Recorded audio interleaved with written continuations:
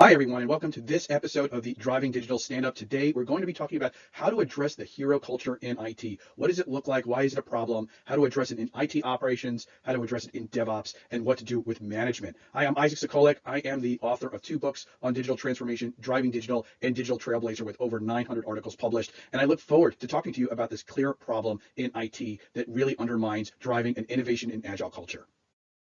So let's start with defining what a hero culture in IT looks like. And I find that it happens in at least 3 different places. First, in incident management, there's one person in the organization who knows how to resolve an incident in a particular application or area of technology. It happens again and again and again. This person comes in, the entire organization is waiting for them to come in and restart a service or address an issue with a particular environment, right? And they're the only one who knows how to do this. In DevOps, it happens when there's an application, a microservice, an area of code that really only one person is supporting, and that person is relied on to fix a defect, to improve performance, or to add a feature that the business is asking for, and only that one person knows that area of code. And then lastly, in IT service management, this person gets to be known as the go-to person. Anytime there's a problem with a printer or a particular mobile phone issue or some application that's having issues, this person is the only one that gets to resolve those particular tickets or resolve those particular issues and requests, and gets known to be a go-to person. So incident management, DevOps, ITSM, all similar characteristics. There's one person, either intentionally or unintentionally. Sometimes it's unintentional that this person ended up in that role, and they're the only one servicing that type of work. Let's talk about why this is important to address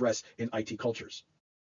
So in previous episodes of the Driving Digital Stand-Up, I do a lot of talking around IT culture, right? A culture that's constantly innovating, learning, working as a team, and collaborating. And when the business rewards gives a pat on the back for somebody who is really acting as a hero, it's starting to undermine that culture. It starts looking like we care about specific people in the organization who are exhibiting actually pretty poor behaviors and not really looking at the entire impact of the organization and of teams working together and collaboratively. So first and foremost, when there's one person who's really responding to issues or really owns a particular area of code or doesn't know how to share knowledge around service management, really undermining the operations and the business. It means that the business is actually being held hostage by this one person. And again, it can be unintentional. It might be somebody who's been with the organization for a long period of time. All their colleagues have left. The organization has done a poor job surrounding them with people who they can do knowledge transfer with. And they end up owning a piece of legacy code or a piece of legacy infrastructure that only they know how to solve for. So it's really a problem for the business when there's only one person in the organization who can solve problems in a particular area. Second, it really undermines our culture of learning, right? If one person is really the manager or the owner of a particular system, isn't sharing information either because they don't know how to or they can't,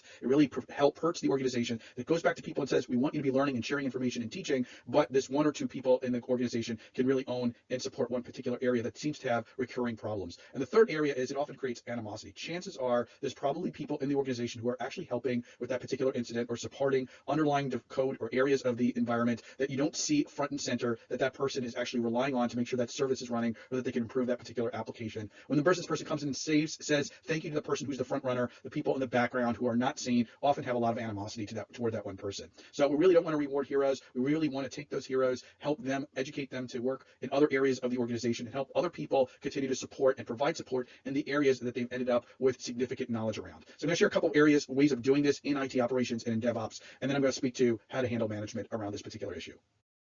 So how do we solve for IT heroism in IT operations? And I think it comes down to some very basics. First, by assigning roles and responsibility, particularly on major incident management, bridge calls, war rooms, things like that, who is doing what, right? Who is taking notes, who's communicating with business leaders, who's solving what types of problems. What that conveys is that it's not one person who's solving a major incident. It's a team with an effort doing different things to make sure that not only the problem gets resolved, but root cause is looked at and that communications are strong during a particular problem. Second thing is we're making sure that our business leaders understand that it's the IT leader's job to send a kudos out, right? The IT leader who's leading that bridge call war room knows everybody who's been involved in that particular incident and isn't going to single out the one person who is out there to make sure that people think that they're the person solving all the problems. That IT leader knows everybody that's involved, and if there's any thanks to be given, that IT leader is going to make sure that the thanks gives out to everybody who's been involved. Most importantly, right, when we're giving things out, we really want to focus on giving things out for people who are doing proactive work, the things that are avoiding incidents, that are making our environments more robust, that are automating more of our operations, that are looking at our AI ops and our monitoring solutions proactively for problems that we can solve for before they're actually incidents, right? So that's where the IT leader really wants to step in and make sure that the correct behavior of solving problems proactively is the one that the organization and the group rewards and understands that that's what we're really here for, to make sure that we can improve the robustness of our operations. Do that recurrently and over again, and you start changing the incentives and the behavior models so that people who think it's better to be a hero start realizing that they're going to get better review, a better set of kudos, a better reaction from their teammates as they do things as a team and solving problems more proactively. So what about heroics in DevOps? And I'm speaking about developers, testers, DevOps engineers, everybody who's involved in the entire software development lifecycle.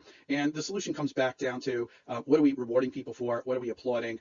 We do a pretty good job of applauding people who really innovate, who deliver new features, who do process improvements, who improve performance or security. Let's go back to basics and actually thank people who improve code proactively, the ones who are addressing technical debt or improve a particular defect or issue that's causing an outage in production. I want to thank those people and make sure that they're known so that when they go into an area of code, they're always looking to make improvements. Second, when it comes to new code, new areas of systems, I really like the idea of a buddy system. This wasn't my idea.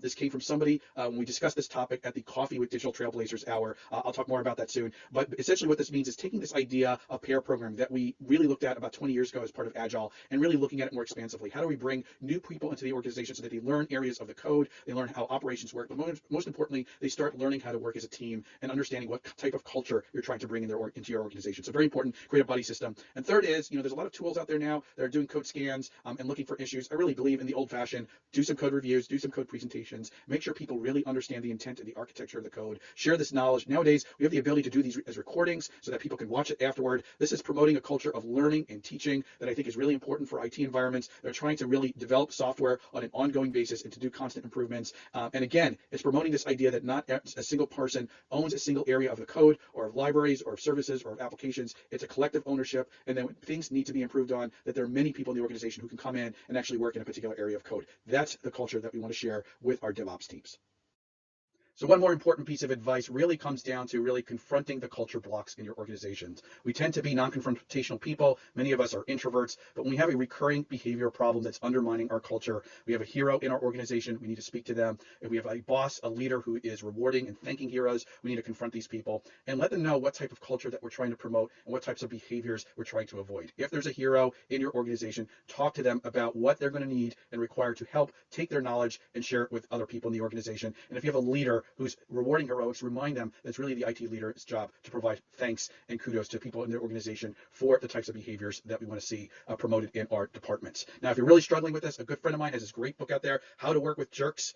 It's a little bit over the top, but has some really sound advice in here. So if you're really struggling with this, Eric Williamson, a good friend of mine who has written a good book around this, easy to read. So I think that you should pick this up if you're struggling with it. Again, this topic came up as one of our episodes in the Coffee with Digital Trailblazers. I'm pretty sure Eric was there for that particular episode. We meet every single Friday or almost every single Friday at 11 a.m. Eastern time. This is a LinkedIn audio event, so you could join and you could just listen in, or you could join, raise your hand and say I have a question or want to participate in the group. And if I know you, I'll actually invite you to come and join us on stage and provide your question or answer around the particular area that we're talking about. So to get to this, go to starcio.com/coffee/next-event, and you'll know when our next event is. We cover a lot of topics that are of importance to digital trailblazers. That's a theme from my book for aspiring transformation leaders, and you could just see some of the episodes that we've covered in the past. Culture transformation, ways to win the hybrid working world, addressing the hero culture, developing a global mindset that's actually coming from chapter 6 in my book, and how to drive and balance drive and innovation with empathy. 4 of the culture topics that we've covered in the Coffee with Digital Trailblazers. So again, I hope you'll join us. Thank you for joining this week's episode of the Driving Digital Stand-Up. Again, I post about 2 videos every single month on this channel. I hope that you'll subscribe, and I'll give you a secret. If you want to join the Digital Trailblazer community, here's a quick URL for you to go to starcio.com/coffee, and you can join the digital trailblazers who have read my book, who are participating in my added learning, who can watch additional videos and read special articles I've written for digital trailblazers. So again, join my newsletter, join the community, starcio.com/coffee. Again, I hope to see you at future episodes of the Driving Digital Stand-Up, and have a great day.